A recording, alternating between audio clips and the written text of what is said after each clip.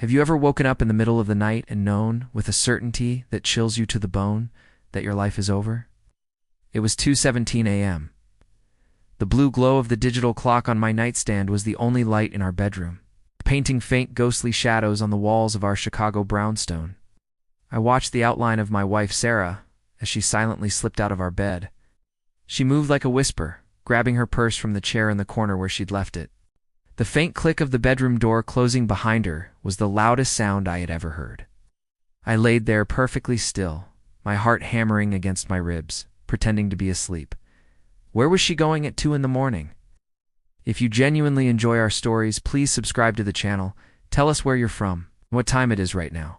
It's always fascinating to know how far our story flows. For 10 years, Sarah was my world. We met in college, fell in love over late-night study sessions and cheap coffee, and built a life I thought was perfect. We had the house in Lincoln Park, the successful careers. I was an architect. She was a senior marketing director at the whole picture. But for the past 6 months, the picture had started to fray at the edges. It began with small things. Late nights at the office became more frequent. Her phone, which used to lie face up on the kitchen counter, was now always face down or in her pocket. She'd laugh at texts, and when I'd ask what was funny, she'd just wave her hand dismissively and say, "Oh, just work stuff. You wouldn't get it." The humiliation started subtly. At a company dinner, one of her colleagues, a smirking guy named Mark, made a joke about her dedication to a new project. He looked right at me when he said it, a glint in his eye I didn't understand at the time. Sarah just laughed, a high, brittle sound, and squeezed my arm. I felt like the punchline to a joke I hadn't heard. She became a stranger in our own home. Her warmth was replaced with a cool, polite distance. Conversations became transactional, about bills and groceries. The woman I loved was gone, replaced by a polite, manipulative roommate who looked just like her. She and Mark, they felt untouchable, wrapped in their own little world of inside jokes and secret glances. I was just the clueless husband, the obstacle. The first real piece of evidence was a receipt. It fell out of her coat pocket one evening as I was hanging it up, a hotel receipt from the Langham right here in Chicago for a Tuesday afternoon. I remember staring at it, the blood draining from my face. It was for a room service order, 2 glasses of champagne and strawberries. I wasn't there. My breakdown wasn't a loud, dramatic explosion. It was a silent implosion. I sat on the floor of our walk-in closet that night, clutching that receipt, and I just broke.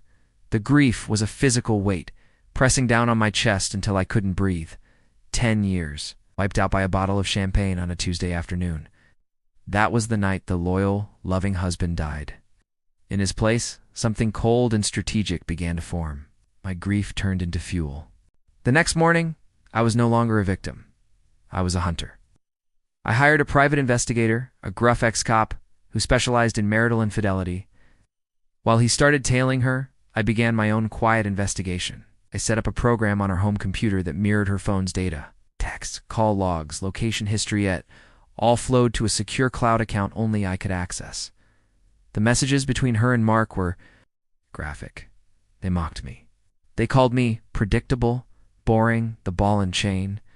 They talked about their future together, spending my money, living in my house. They were planning a trip to Italy for the spring, after she'd finally get rid of the dead weight. Every word was a fresh cut, but I didn't flinch. I just saved everything. Screenshots, audio files of their calls, GPS logs of their meets at a seedy motel off the expressway and at his downtown apartment. Then I started setting the traps. I knew Sarah handled our joint finances with an almost arrogant carelessness. I started moving my personal inheritance, money my grandparents had left me, into a separate trust account she couldn't touch. Then, I encouraged her to invest a large sum from our joint savings into a hot stock. I'd heard about from a friend. The friend was fictional, and the stock was a dog I knew was about to tank. She didn't even question it, too blinded by her own greed and haste to get her hands on more cash. She saw it as a quick way to build her escape fund. While she was busy planning her new life, I was busy deconstructing our old one, brick by painful brick. I met with the best divorce lawyer in Chicago, shark named Ms. Davenport. I walked into her office on LaSalle Street and laid a thick binder on her polished mahogany desk. This is the last 10 weeks of my wife's life, I said.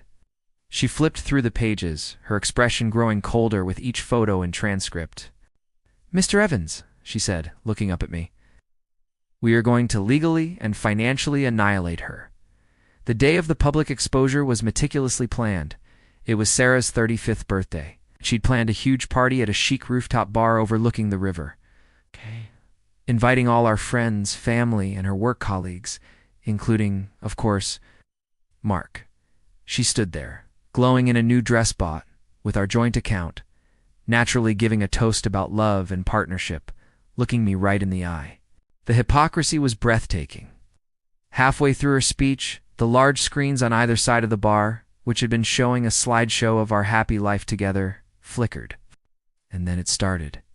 The screen filled with her texts with Mark, photos of them kissing in the parking garage of his office building, a short, grainy video of them checking into the Langham. The room fell silent. Could hear a pin drop 1,000 feet to the street below. Sarah's face went from radiant to ghost white in a single second. She turned to me, her eyes wide with pure, unadulterated panic. I just stood there, my face a mask of stone, and took a slow sip of my scotch. Her boss was there. Her parents were there. Mark's own wife, whom I'd anonymously contacted and provided with her own binder of evidence, was standing in the back, her arms crossed. It was a massacre. Sarah tried to run, but there was nowhere to go. Her social life, her career, her reputation, all of it, turned to ash in the space of 5 minutes. The divorce was brutal and swift, the judge, citing the overwhelming evidence of egregious marital misconduct and financial deception, awarded me the house, the majority of our assets, and even made her liable for my legal fees. She lost her job, Mark lost his. Their affair cost them everything.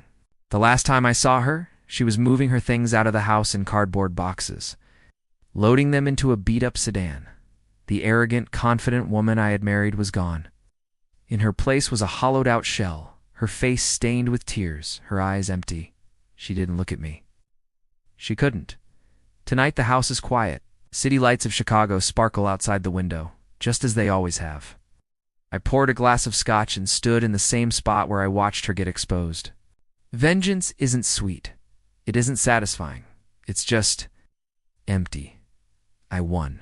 I destroyed her. And now I'm all alone in the ruins. Silence is the only thing left. Thanks for listening.